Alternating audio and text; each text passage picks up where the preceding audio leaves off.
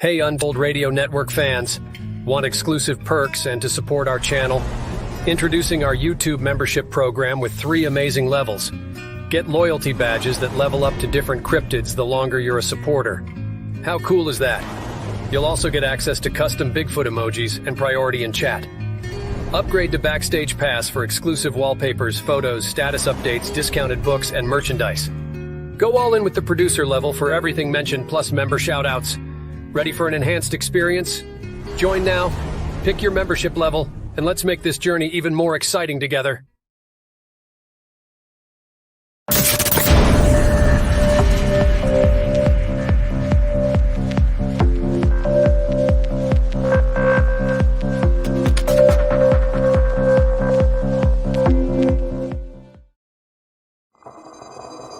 The paranormal, UFOs, monsters, mysteries. You're listening to Talking Weird. And now, from a cabin deep in the Northwoods, your host, Dr. Dean Bertram.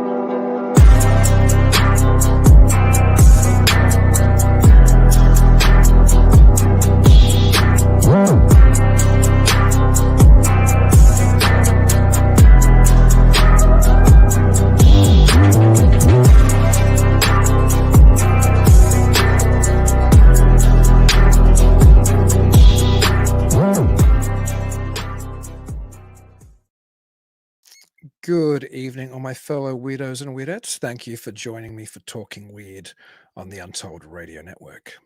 I'm your host, Dean Bertram, and it was around this time, 30 years ago, my goodness, it ages me and also shows how time is flying, when I was visiting the United States. I still lived in Australia. I was already incredibly interested in UFOs. This was before I did my academic research on the subject, but I was to have an experience that would lead me to doing that research. I remember that summer there'd been Larry King's Live from Area 51 on the TV over here in the US, and X-Files was rolling into its 2nd season, and we weren't that far from the 50th anniversary of Roswell, and it was all the supremacy of nuts and bolts ETH UFO belief was reigning supreme and had captured the culture. And I was probably part of that capture as well. I very much had fallen into the belief system of aliens from outer space abducting people and crashing saucers in the desert. I read all the standard books.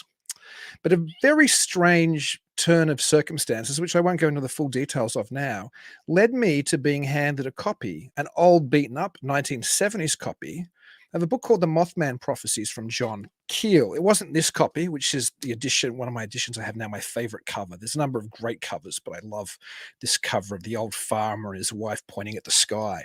It was just an old beat up 70s Mothman Prophecies. And I read that book, and it changed everything I thought about the phenomenon, or at least it made me realize you could look at the UFO phenomenon, look at how strange it was, look at how strange the other phenomena were that circled around it, and approach it still with a real genuine interest, not just dismiss it, but not have to go instantly into the extraterrestrial hypothesis camp. And reading that book made me decide that I wanted to go back to university and do a master's and then eventually a PhD in the history of UFO belief. So if it hadn't have been for Keel, I wouldn't be here talking to you right now. So it gives me great joy that tonight's guest is an expert on both Keel and the Mothman Prophecies. And he's been fascinated by the unexplained for over half a century. He grew up in Michigan, and the March 1966 UFO flap occurred virtually in his backyard.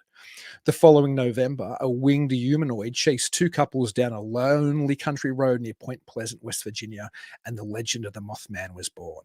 And our guest tonight would be chasing the Mothman for the rest of his life. Like me, he was influenced by Keel and Jacques Vallee, and his views on UFOs became unconventional and moved more towards a paranormal explanation. His main area of research is what some call high strangeness, or window areas, as Keel dubbed them, where disparate types of paranormal phenomena all seem to occur in the same location. He believes that studying these paranormally active locations may be the key to understanding the origin of these manifestations. He has his own podcast called The High Strangeness Factor on the Paranormal UK radio network, and is a correspondent on Mac Maloney's Military X Files, which can be found on that same network. He currently lives in Point Pleasant, West Virginia, and works at the Mothman Museum, and he's going to be speaking at next weekend's Mothman Festival about Keel and about the Mothman prophecies. And he's also writing a book that deals with the underlying patterns that connect different types of paranormal phenomena throughout history. So I'm delighted to welcome back to Talking Weird my good friend, the one and only Steve Ward. Great to be back, Dean. That's a heck of an introduction. I think I wrote most of that, but it's still a heck of an introduction. Well, you're a heck of a writer, Steve. So it's wonderful to have you back. I always love when I get to chat to you about all things vintage UFO and Keelian or Shavarian, or in tonight's case, Mothman and the Mothman prophecies and John Keel. Yes, I have. It was November of 1966. I was in junior high school in Michigan. And at first, not the first sighting, but the first major sighting, where those two couples were chased down Route 62 out of the infamous TNT area, it hit the wire services all over the world. And that's why I read it in Michigan. And it even hit the Stars and Stripes newspaper, the military newspaper. So it went everywhere. And this is before Mothman had a proper name. He was just the bird to the locals. And it took a very creative copy editor who we've never uncovered to dub him Mothman. I guess it was because the Batman TV show was on at the time and very popular. So it was just a play on Batman, even though whatever Mothman was or is really had not much to do with a moth. It has all those sinister connotations now when we think of Mothman. I wonder if it rang that way for the people who first saw that copywriter's description of it. I wonder if Mothman then sounded as scary as it does today. Well, I thought, how cool is that? A winged humanoid chasing two couples down a lonely country road, a two-lane highway, and I just thought it was pretty amazing. And of course, as time went on, I started to become aware of John Keel and his writings. He would contribute a lot of articles to different magazines like Saga and True and Argosy, the in quotes men's magazines of yesteryear, which weren't girly magazines. They were about men doing macho things like hunting and fighting off deadly army ants in Africa and all sorts of things like that. But I became aware of I think the first book I read by him was 1970s Strange Creatures from Time and Space, and that had one of the great Frank Frazetta covers on it. Now it has been republished in recent years in trade paper size, and it's called The Complete Guide to Mysterious Beings. It's the same book, but that was that's kind of a book I recommend people start with. I mean, he's a lot of his articles have been collected now in anthologies, which are pretty good. I warn people that I think the editor that put together the anthology, some of his editorial comments, I think are kind of off base. So you can make your own decision on that. But I would just be very cautious not to believe just without question some of those comments. But it's great to have all those. I still have many of the battered magazines from yesteryear with those original articles in them. But so there is that. But Strange Creatures from Time and Space covered a lot of different phenomena, UFOs, different types of cryptids, devoted a chapter to the Mothman and another chapter to other winged entities. And this is the first place where Keel kind of brought in the idea of window areas. He was trying to come to grips uh, why is it these things sort of show up, UFOs, and then they fade away. Cryptids, sometimes they'll show up, leave footprints, scare the living daylights out of people, and then they sort of evaporate. They're gone. And so he was trying to come to grips with why that would be. And he seemed to be leading, as you were talking about earlier, leading away from the extraterrestrial idea to explain all these things. Although in later years, he backtracked just a little bit. He said he wasn't he wasn't completely ruling it out. Keel didn't believe there was one answer to some of these things. It's just that he really set us on a path that really kind of opened our eyes because back when you said you were kind of stuck into the ET hypothesis, I was there hook, line, and sinker. I mean, in the '60s, and I love the books by Jim and Cora Lorenzen of the Aerial Phenomena Research Organization. Remember Flying Saucer Occupants? They chronicled all these what we now call close encounters of the third kind. These silver-suited aliens jumping out of their egg-shaped craft, taking soil samples, and this is really before the abduction reports became prominent. And it's before the Greys came in mass and kind of took over. And I've always complained about the Greys because they're boring as hell. We had in the old days, Dean, we had the coolest aliens, the coolest humanoids of all, of Flatwoods. We had the Kelly Hopkinsville goblins. We had the Cisco Grove aliens. I mean, on and on. And then we still have some of those guys, I guess. But you know, the Greys really need to step up their game and become a little more interesting.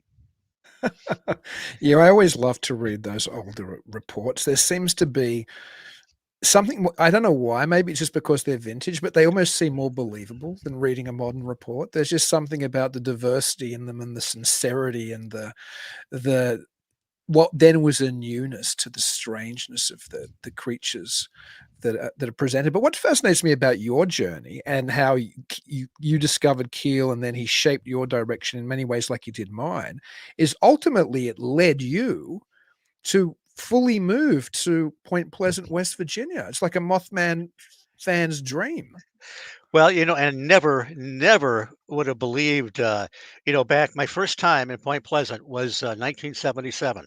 I had read the Mothman Prophecies, and I uh, I really wanted to see the area. So I was visiting some friends in Orchard Park, New York, and which is south of Buffalo. Drove down one time blind. I did have a map of the TNT area, and I found the Low Hotel by happenstance, stayed there that night, drove out to the TNT area, not really knowing where I was going. Back then, you could drive around there. Now you can't just drive around any area. You can park in certain places and walk back on some of the igloo roads if you want to check out some of the old bunkers. But so that was pretty interesting. But the thing that I found was the old North Power Plant was still standing. Now, by the '60s, most of this complex that was the TNT area where they made explosives for World War II, most of it was gone by the '60s. But they still had the old North Power Plant, and that's where the Scarberries and the Mallets, the two married couples, saw this thing for the first time. And that uh, there was a that was at November 15th, 1966, and they were driving along the dirt road there. This was an area where it was a kind of a lover's lane, and people would go out on some of the roads and make it into a drag strip, that sort of thing. But they were driving along the road, and Linda Scarberry sees somebody which she thinks is in the road. She says, "What's that man doing standing there?" Well, that man spread his wings, his 10-foot wingspan, and then they noticed it had red glowing eyes, and it kind of shuffled off toward the old North Power Plant, and even looked like it might have gone inside. Well, they decided to leave, and it was it. This is when they pursued them down. They went out Potter's Creek Road, made a left, and went south on Route 62. Immediately, they saw by the road sign there the Mothman was standing there, either the same one or a kissing cousin. And then it flew. It chased their car. They hit the accelerator, and it hit speeds at about 100 miles per hour, and at times, although you can't do that forever on those winding roads. And they lost it by the time they got inside Point Pleasant. They went to the police. They were separated by the police, and they all told essentially the same story. Well, so I went out there, and I went out to the old North Power Plant, and I just wanted to. I was there with my 35 millimeter Minolta camera with my black and white Tri-X film, and I I went down there, this intrepid UFO investigator in my green VW, and with my overalls on, I should say.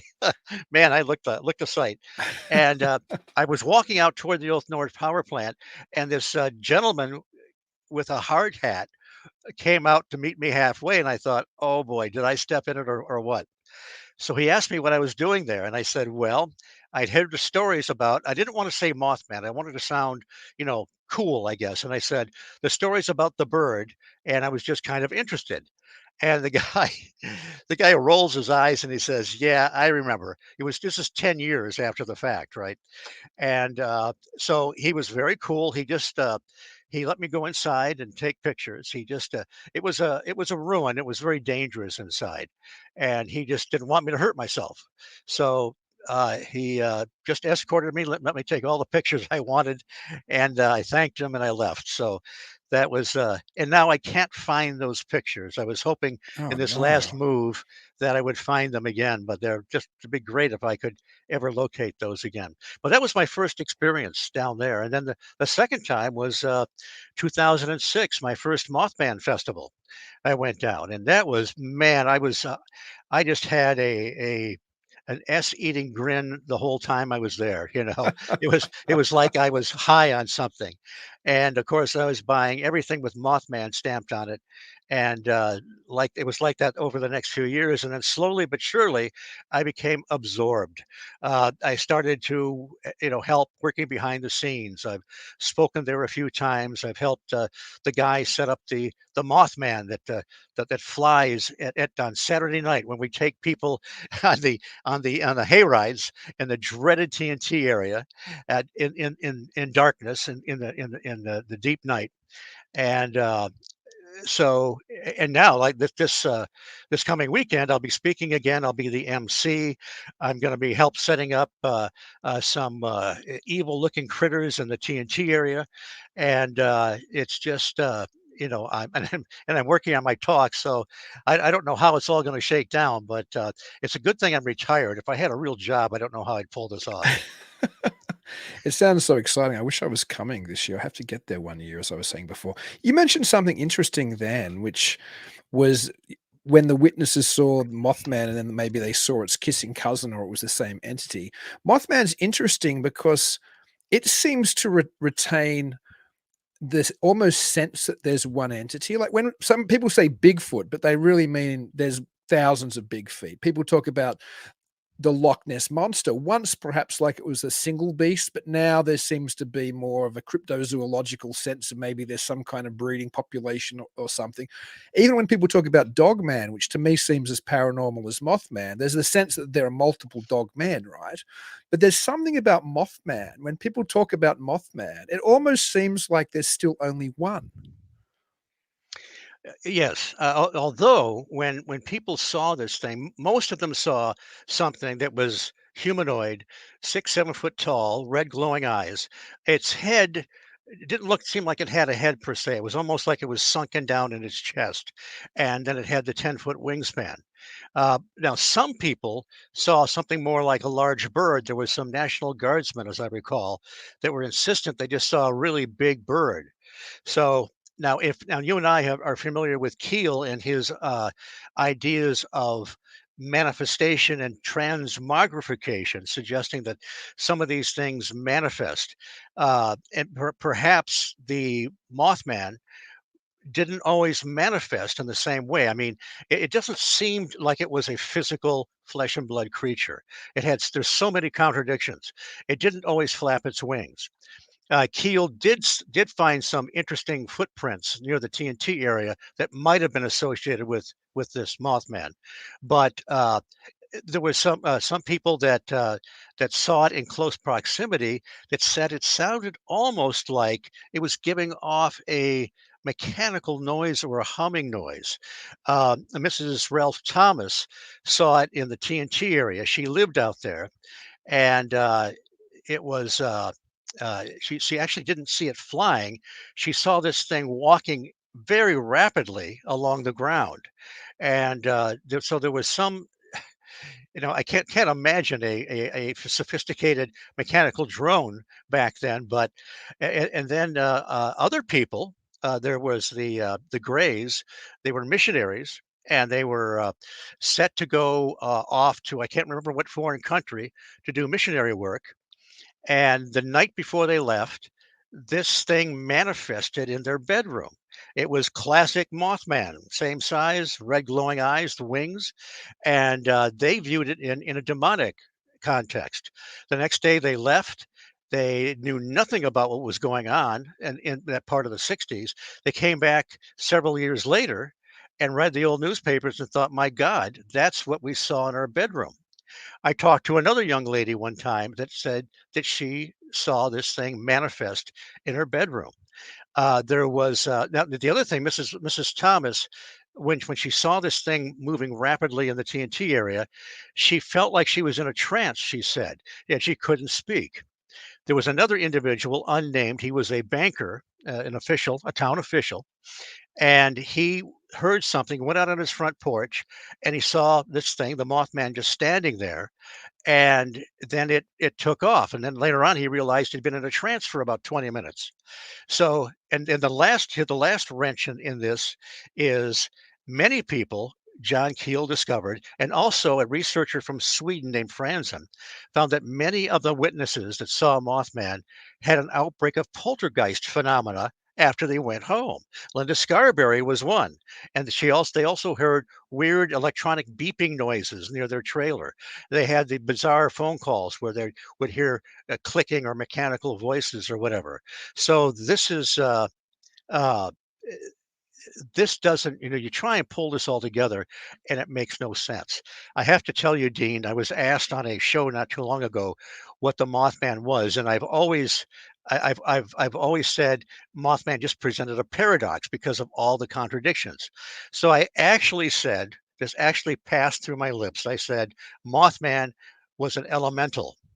And it's interesting because when John Keel used the term ultraterrestrial, which he borrowed from his friend and colleague Ivan Sanderson, and it was used to kind of talk about this intelligence or whatever it is that seems to be extra dimensional, but also whatever is going on is kind of a natural condition of the planet. He would use the term elemental and ultraterrestrial interchangeably. So maybe I'm not crazy. Maybe Mothman fits more the definition of an elemental than there's still some people that believe that because the TNT area was a Superfund site, it had all kinds of chemicals in there. And like you and I, we've probably seen too many 1950s science fiction movies where radiation and toxic spills create all kinds of foul monsters. But that would be the only thing that kind of makes sense, I think. S- Something What, paraphysical. yeah, today there seems to be some people have seemed to drift away from the interpretation which was suggested by Keel. Even the very title of the book in the Mothman Prophecies, the very title suggests one of the, I suppose, themes of the book is that these manifestations heralded something that was to come, and obviously the collapse of the Silver Bridge is the main crisis or the main catastrophe in the book. What's your take on it? Do you think Mothman was there to herald something, or it was a pre-psychic apparition somehow cast back in time, or what do you think its involvement is with the catastrophe that followed? I guess I tend to think it wasn't directly connected. It was something that was going to happen anyway. There are some people think that the Mothman caused the disaster somehow. There are others like me that don't believe that it had anything to do with it, and then there are those that believe it was a harbinger. Well, I have people have heard me complain about these harbingers. If it is, they need to be more specific. I mean, if there was some intelligence that knew the bridge was going to collapse, you don't get the message across by chasing cars down the highway or just scaring the hell out of people. There needs to be something more specific. Now, you brought up the prophecies part of the Mothman prophecies. Remember how John Keel was in contact with many individuals that believed that they were in contact with some kind of a outer or intelligence, some kind of a uh, space brother, if you will, some kind of a sort of all-knowing or all-wise entity, and they would get predictions, and some of these predictions would come true. and they would be given quests to go on. There was a woman, I guess, that was given a quest to find some kind of a crucifix in Brooklyn, of all things. Um, there were people that firmly, again, these were, he called them silent contactees. These are people that had no doubt that their contacts were real and genuine. They had no interest in going on talk shows or writing a book. They were just went about, being caught up in this. And, there was a professor at the University of Michigan around this time, and he was connected with Uri Geller and some of this other group of people that were in contact, or so they believed, with a group of aliens. And at one point, they got several legitimate predictions that came true, and then the big one. Man, the world's going to end. Get everybody on the hill because the UFO people are going to pick you up and save you. And he, made a big splash about it. And of course, the UFO brothers didn't show up, and also his tenure didn't show up either. So, he was fired. And so this kind of thing does seems to happen over and over again. And there's boy, I wish I had the book here so I could tell the name of the author. There's a book called Hungry Ghosts that was suggested by Colin Wilson in another great book called Alien Dawn. I want to recommend that book because Colin Wilson, has had a correspondence with John Keel and has a lot of interesting things to say about him. But he mentions this book, and the gentleman, Bill somebody, um, he uh, he got involved with several mediums, and he was in contact supposedly with many people that were deceased, and his goal was to determine, if this was he was getting real information. So he's talking to somebody that was a supposedly World War II pilot, and he also was supposedly in contact with a woman that he was supposedly connected with in several different incarnations. And this guy was really like sort of falling for this woman and believing all this. And then it's a long story, but when he actually went to England and Greece and tried to track down the truth about all this, he found that a certain amount of it was accurate, just like John Keel's people were experiencing. But then when he got to certain parts of it, it was total nonsense. Like that there's a trickster element in there. And he became extremely disillusioned. And when he tried to confront these entities again through the medium, there was just more and more deception and dodging and so forth. I think that's very much connected. And I think that and of course, Dean, the ultimate was when some of these predictions started to culminate, and again, Keel admits that he got extremely paranoid because some of these predictions about there was an attempt on the Pope's life, there was the murder of Martin Luther King, there were plane crashes and so forth that were coming, things that were coming true. And then it was remember the big one. They said there was going to be something happening on December 15th. And then they said, okay, and now it's going to be the EM effect, whatever that was, where there'd be, I think, power outages and 3 days of darkness. And it was going to happen the moment President Johnson lit that Christmas tree in Rockefeller Center. And so Keel, it was in his New York apartment with jugs of water, just ready for anything. And of course, it didn't happen. But then moments later, the blurb came over the TV that the bridge between Point Pleasant, West Virginia, and Ohio had collapsed, full of rush hour traffic, and he was furious. I mean, whatever this intelligence was, knew something was going to happen, but it was like misdirection.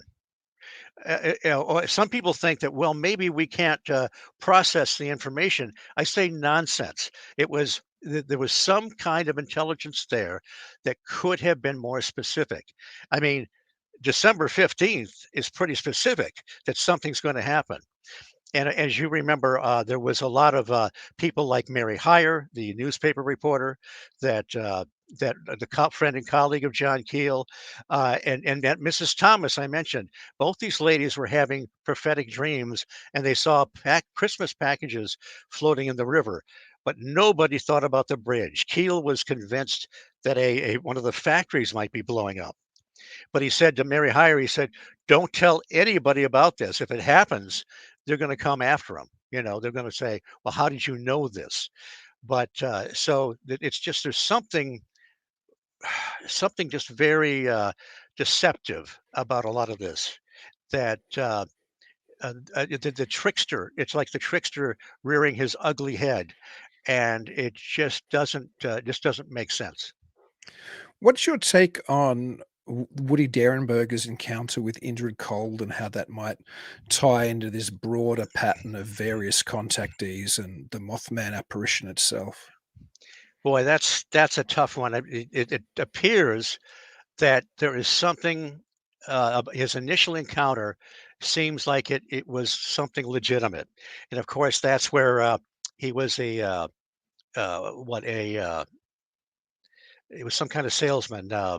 He sold sewing machines, I think, and he was driving home on Route 77, and this elongated craft comes along and kind of pulls alongside and kind of edges him off the road, and it lands, and a gentleman with a big smile on his face with his arms crossed with kind of a silver reflective suit tells him telepathically that he's Mr. Cold, and they have a conversation, a fairly pointless conversation. A lot of these conversations with these supposedly all-wise extraterrestrial entities are pretty boring. They need to punch that up a bit.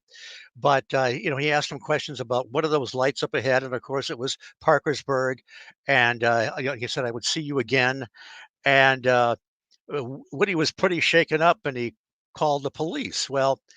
Uh, the thing is that shortly before that, Mary Hyre was contacted by a man that was he wasn't going to tell anybody, but he couldn't sleep and he started drinking. He and his buddy had a similar encounter on Route 77 just before that, but like maybe it was on the same day or whatever. But when they came forward, he talked to both John Keel and Mary Hyre, and he was going to report it, but then he decided he was talking to Keel apparently on the phone, and he said, we decided not to talk about it. He said, that scientist fella said we should forget all about it, and Keel said, "Scientist fella? What scientist fella?" Well, I don't know, but he seemed to know what he was talking about. So and he asked, well, how did he know? Because you haven't told anybody. He says, damned if I know. So Keel filed that away. It's like a blind item. There's nothing he can do with it. And then Woodrow Derenberger comes up with the same kind of an experience, and it's blasted all over the news. So there was something going on there. Now, later on, some of Derenberger's stories about being taken away to Lanulos and coming back within an hour and a half and being there on Lanulos and seeing the extremely attractive young ladies that weren't wearing many clothes. There was a lot of problems with that. It's like he was embellishing stuff afterwards. And then you get another sort of an Indrid Cold type experience. Some months later, a woman John Keel calls Mrs. Bryant, contacted him across the river in Gallipolis. She was a nurse. She was leaving the place where she was working late at night and in the parking lot, and she sees one of these elongated craft come down. Two men come out, sort of Indrid Cold types, although they didn't identify themselves. And they have another. She feels like she is paralyzed. She can't move. And another sort of a pointless conversation. And then she says to Keel, did that man, meaning Derenberger, did he ever see him again? And Keel said, well, he said he did. And then she said she saw them the next day in street clothes, walking on the street in Gallipolis, and they kind of nodded at her like, "Oh yeah, we just saw you the other night when we landed our spaceship." Now this poor lady's having enough trouble because on her farm she's having all kinds of paranormal phenomena. classic haunting phenomena, entities walking out through a door that has no steps in the back. Her son is seeing these long, sort of boxcar-like craft flying over the land, and she was having cattle mutilations. So it's like there's some substance to some of this, and it's hard to. Supposedly, some people saw Derenberger talking to somebody on the road that night, and I think there's some claims that some people saw the craft going up. But then it gets really supposedly Indrid had a whole bunch of buddies with him, and I can't remember all the names. It's just one of these things where now Keel did an interview one time where he thought that Derenberger was a pathological liar, although there seemed to be some substance to the initial contact. So what happened there? Could it have possibly been some kind of a bizarre military encounter? I don't know how they would have pulled that off. I guess they could have, but it's just it's one of those things that you kind of wish would just go away because it just makes your head hurt to try and figure it out. It's interesting, a lot of those early contactee stories, including the one you were talking about, the nurse who also saw the cold type figures, including Indrid, including Woody Derenberger's himself, including Adamski's. The list goes on and on. These people often encountered the Space Brothers. They just pull up in a car and take them for a drive somewhere or meet them at a sandwich shop later. It's very straight. It's so much different to the type of stories and tropes we're used to hearing about in more modern abduction tales. Anyway, to put that aside for a minute, we had a good question here from D. Mitchell, and he asks you, I'd be really interested to hear if Steve has any thoughts about whether or not 1967, meaning the year itself, served as a kind of window area, as there was a lot of high strangeness that year. Yes, I don't know if there was anything special about it. If I think if when you look at all the years, I mean, there is a great deal of when in these encounters include high strangeness.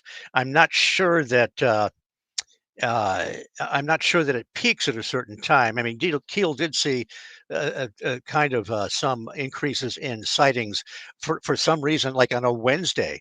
Remember that, the Wednesday phenomena, where you plot the sightings during a week, and it would seem to peak on a Wednesday and kind of taper off through Saturday.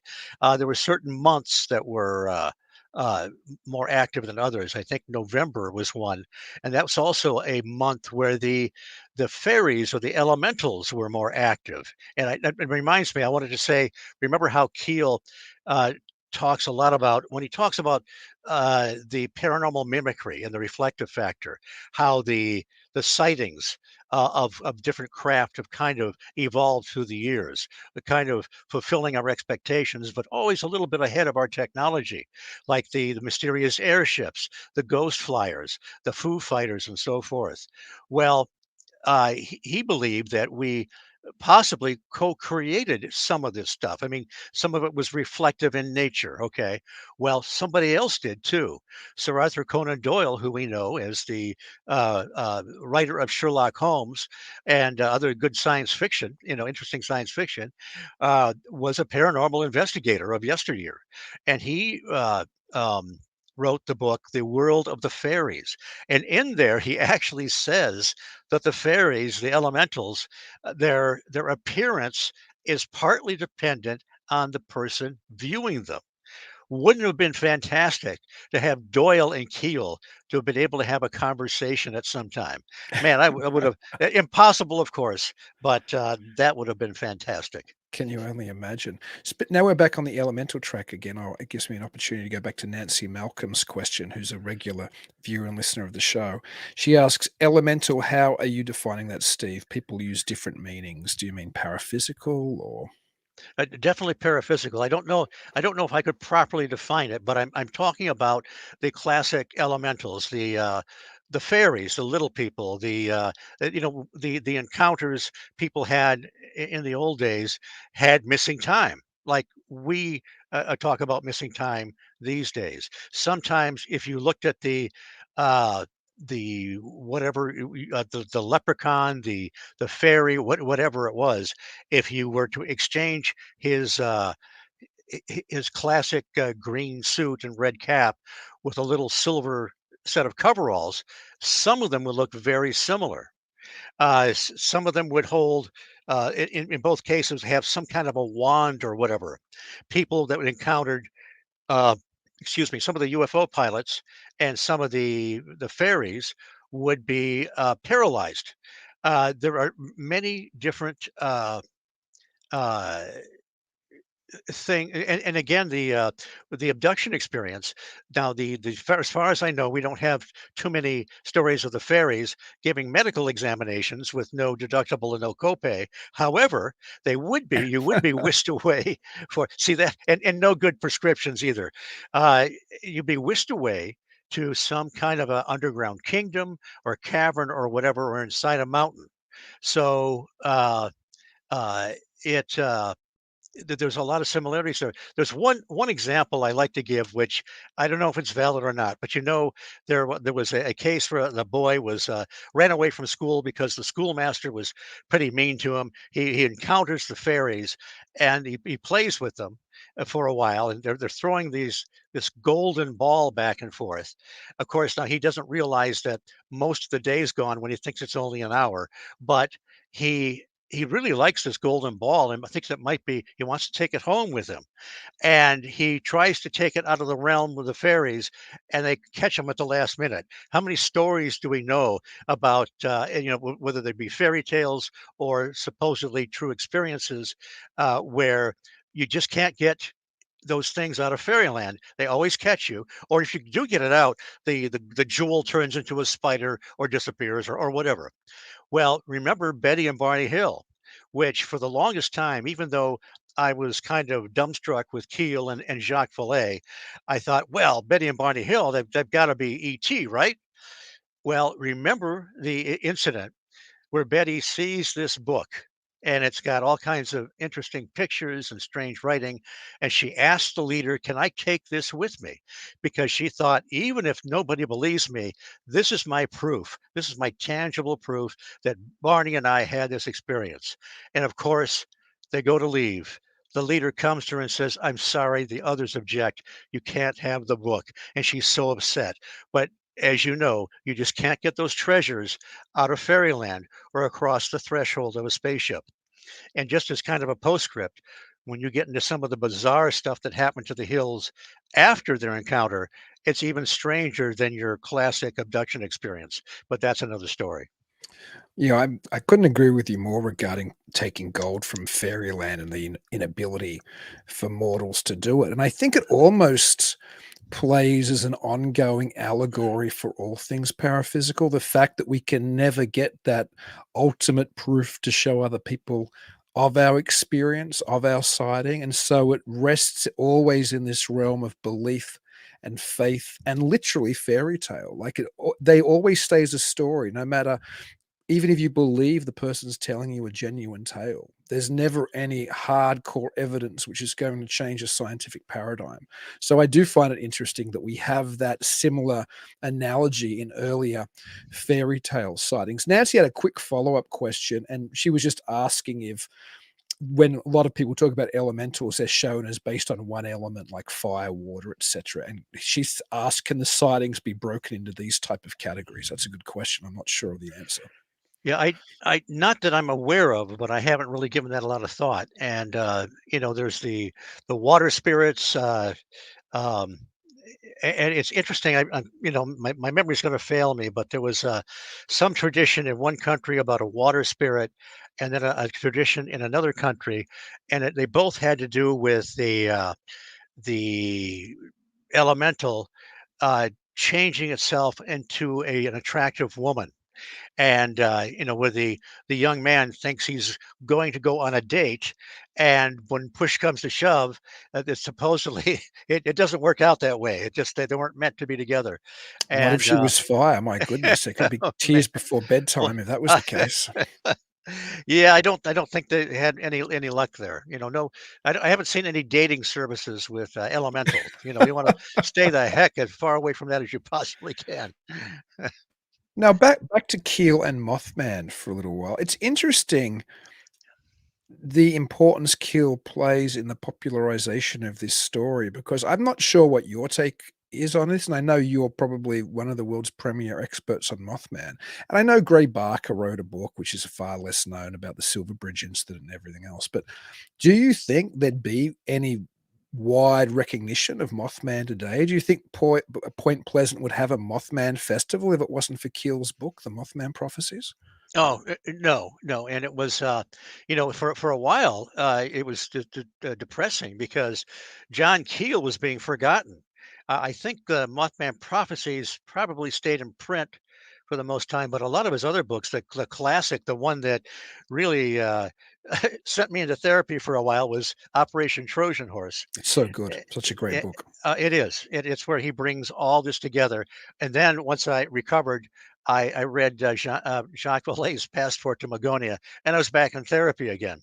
But it was the actually when I'm at the museum and I talk to people that sometimes they come from all over the world, and this is this is their goal, was to be there in Point Pleasant and check out the museum. They waited years to do it. Um, they um, I think I just lost my train of thought there, but uh, Well, he certainly had a big impact on letting people know, but probably without his book, and then the movie probably okay, popularized it even that's further. exactly where I was going. It was the movie that did popularize it, because a lot of people haven't read the book. Now, every once in a while, I get really excited when somebody has read the book and other Keel books, but it was that 2002 film, 20 years old now, was the one that was what really brought it into the forefront. And then Jeff Wamsley, who is the co-founder of the Mothman Festival and the curator of the Mothman Museum, he and his family have done a masterful job over the years of expanding and improving the museum. And they have, that family has revitalized the town of Point Pleasant. And people love the museum. I mean, it's so well put together. It's a collection of the history and the folklore. Whether you think it's pure folklore or history or whatever, it's so well put together. There are like 5 different documentaries going on all at once in different parts of the museum, and great displays. They even have John Keel's white suit jacket in Fantastic. a glass, and it got a nice section on him, and it's really good. And I might also mention that if you go all the way to the back, they're running the one of Small Town Monsters Mothman documentaries, the Mothman Legacy. And if you watch long enough, you might see my handsome countenance in there a few times talking That's about right. John Keel and the You're in Mothman. that. Yeah, you're in that. When I met Keel at Fort Fest '99 in Maryland, he did a wonderful, very funny, because Keel was a great wit amongst other things. He did a talk on Mothman and on various other things, and that was when it wasn't out yet, but it was in production, I think, the Mothman Prophecies film, and Richard Gere had been cast to play the John Klein character, which is Right, part of Keel's personality. And of course, there's Alexandra Leak as well, which is the other right. part of the personality. But Keel thought it was hilarious that Richard Gere had been cast to play him. He made a big deal about Gere playing him when he did that.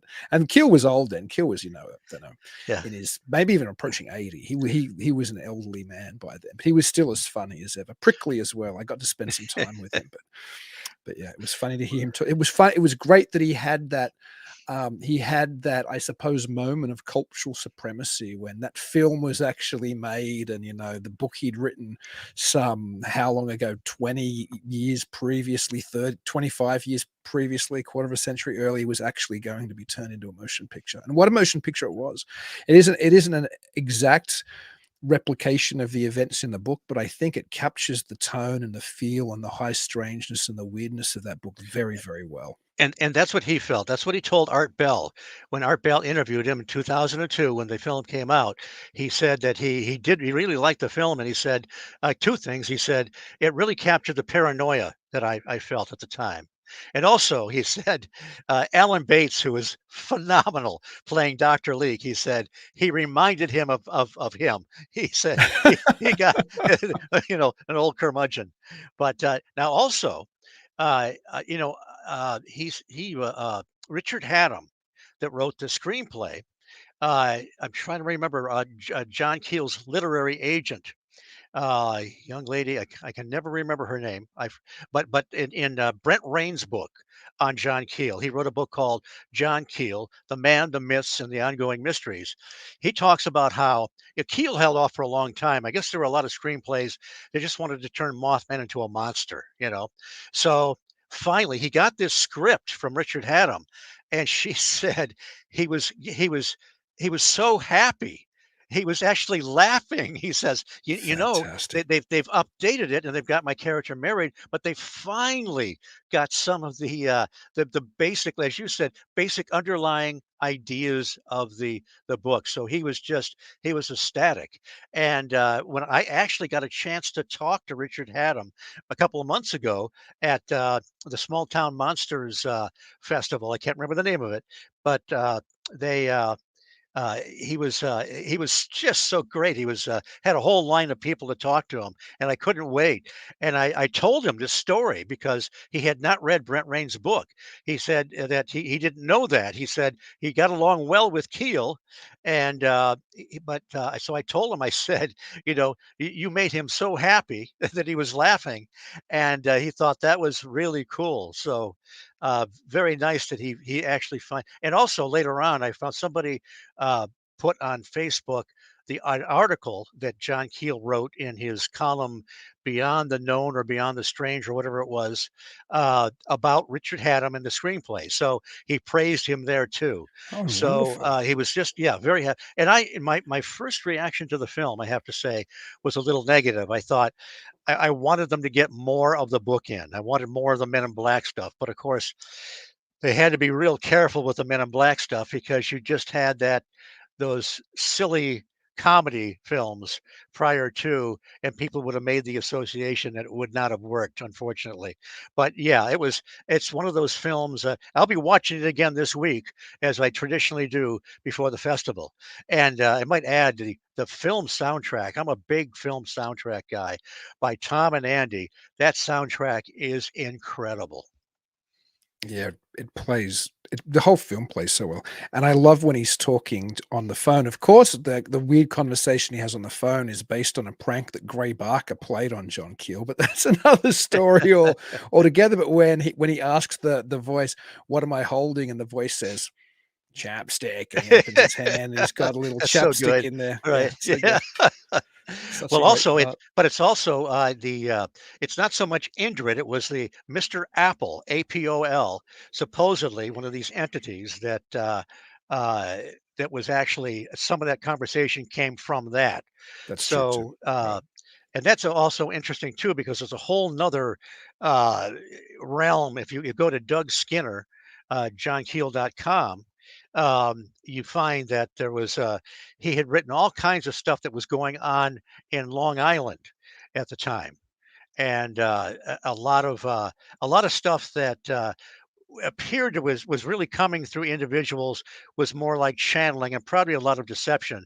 The bottom line is, when he wrote the Eighth Tower, which a lot of it was taken from the stuff that they cut out of Mothman Prophecies and It's a left great book on the too. floor. Yeah, people Yes, should read it as well as Mothman. They should read Mothman, then jump into Eighth Tower. yes. But he talks about how he was embarrassed at how he uh, bought into some of these conversations with Mr. Apple and so forth, because they were just it was just they weren't it wasn't real. It was some kind of like a deception, and that these entities just sort of would at some point just kind of melt away. And speaking of Doug Skinner, then he really is an unsung hero. Like Skinner's protection of Keel's notes and his ongoing commitment to putting those online on johnkeel.com. It's like Absolutely. I don't think he makes any money from that. The man is I met Skinner too back in the day, a lovely man then, and he's done such an incredible service to Fortiana and is for the most part totally unsung. He's literally one of the heroes of the entire field that you and I have spent so much of our Absolutely. time thinking about. Yeah, if you peruse that, you're just going to find all kinds of gems. Great photographs of John Keel when he was a kid with his little cowboy hat on, and the uh, the way he wrote a column for the local newspaper in Perry, New York, called "Scraping the Keel." He actually made, I think, $2 a week for it. And there's another. I got a hold of some talks from Fort. Was it Fort Fest? Hmm. Uh, Doug used uh, to talk there too. Yeah. right, where a lot of them, not they're bad recordings, but still, you can. He would just tell these great stories about, how he got started. I mean, that this guy, he wanted to be a journalist. So when he was what 17, he put some stuff in a cardboard box and hitchhiked to New York, 400 miles. He had 75 cents in his pocket. Went to Greenwich Village, started writing for comic books, and he even met. Jerry Siegel, the creator of Superman, who took him under his wing and got him in comic books at that time, they wanted to have a short story, like a two-page short story in the middle of the comic book. For whatever reason, that was part of the regulation. So Keel was writing those and making money doing that. But uh, and then he talked about his being drafted in the service during Korea, and he was lucky he got sent to Germany rather than right in the Korean conflict. Huh. And he had a little bit of experience in television. The television was in its infancy, and there was a TV station in the bottom of a department store. So he would hang around. He hung around long enough that they started paying him $4 a week, and so he learned that. But he gets shipped off to Germany, meets a guy named George. He's also a journalist. So they're on this troop ship, and the powers that be keep telling him, it's pretty bad over there. Of course, a lot of buildings were leveled from World War II. It says the trains are all are all primitive, and we're all gonna be in tent cities. And so they get there, and the trains are fine. They're very efficient. And this limousine pulls up, and this guy in a uniform with a long coat says, "Herr Keel." And so he said, yes. And he and George get into this thing. The other guys are looking at him like, why are you in a limousine? And they have their orders say AFN with a bunch of lettering, and they have no idea what that is. So he asked the driver, he says, "Are we going to be living in a tent city?" He says, "No, you're going to be living in a castle." They were using a castle for the armed forces network. George became the news guy. Keel became the entertainment guy, and from there, it's hilarious the things that they did. Just fantastic. We're getting close to the end, Steve, but can you give people maybe a little bit of a rundown on what to expect at the Mothman Festival, when your talk is, various other things about next weekend's coming Uh, extravaganza, which I'd love to be at and unfortunately can't be? Boy, great lineup of speakers on Saturday and Sunday. I can't name them all, but Linda Sigmund was a young lady when she was 16. She saw the Mothman, had a bizarre experience about 12 miles north of Point Pleasant, even saw a couple men in black that December before the bridge collapsed. Had no idea who these strange men were Wow. until she read the book years later. But one thing, ladies and gentlemen, if you're serious about going, get there early Saturday morning. Go to the information booth and buy your ticket for the TNT hayride. That's the only thing that costs a few bucks. They will sell out. And on Saturday night, there's three of us that are pulled by tractors to our proper hayrides. I get the old man cart with the nice, comfortable seats. Usually, I've got my fingers crossed, and we take people to the dreaded TNT area. You'll be confronted by the men in black. Guarantee fly over the Mothman and all kinds of. It's a creepy area in the daytime, so you'll want to get that. If you want to do that, you've got to do that. But there's the speakers are there with their tables, very accessible. Chad Lewis and Kevin Nelson are coming back this year. Both Chad is speaking on the Wendigo. Kevin is speaking on things like the Slender Man, like the digital monsters, if you will. And there's plenty of food, T-shirts. You can actually talk to people about these things, unlike some of your friends and relatives that look at you sideways when you mention things like the Mothman. It is it is so much fun. I will be emceeing. I'll be speaking on Sunday, and I'm going to be dragging my tail. I'm going to be a few days out in the TNT helping set things up. John and Tim Frick, they set up the Mothman to fly by night, and they portray the Men in Black by day. It is absolutely, and there's so much history there too. I mean, you can go to the monument, the memorial where the bridge collapsed, Sixth Street. You know, I live just a few streets from Sixth Street. I live on the very road that the Scarberries and Mallets were chased half a century ago. So, Incredible. and I can literally just walk downtown. I'm inches away from downtown Point Pleasant. You know, it's going to be crowded.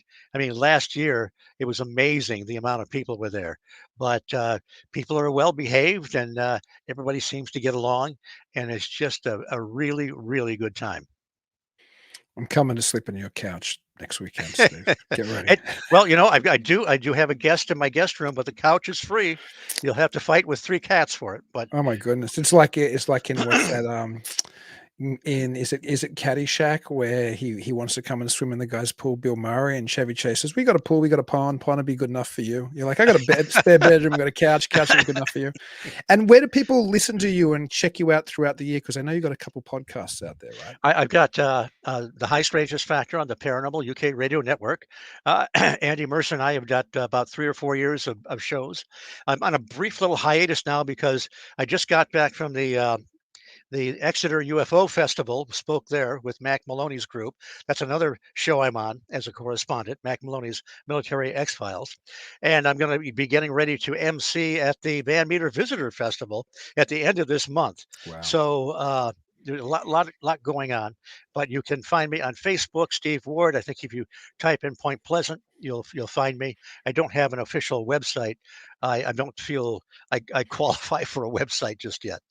I think you qualify for one, Steve. I really do. But thank you so much for joining me. It's always such a great pleasure to talk to you, Steve. Well, I feel the same way, Dean. Thanks for having me on. And until I get to chat to you and everybody else out there again, keep it weird.